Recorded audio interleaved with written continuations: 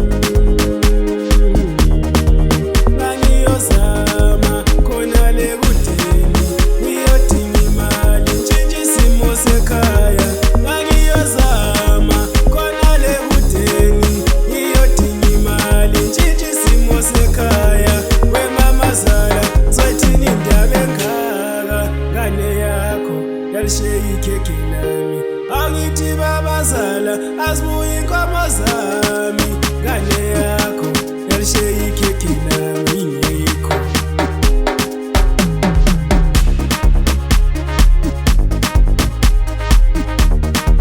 yaze yabuhlungu inhliziyo yami ngokuthemba umuntu yajika yaze yabuhlungu inhliziyo yami ngokuthemba umuntu yajika ngayiyo zama ngizamela wena wasalunika nalo ncube ikhekhe lami uthayenzeni wena uhleli 10 years uthayenzeni wena uhleli 5 years uthayenzeni wena uhleli 10 years uthayenzeni walishiya ikhekhe lami uthayenzeni washiya ikhekhe lami ngingekho uthayenzeni wena uhleli 5 years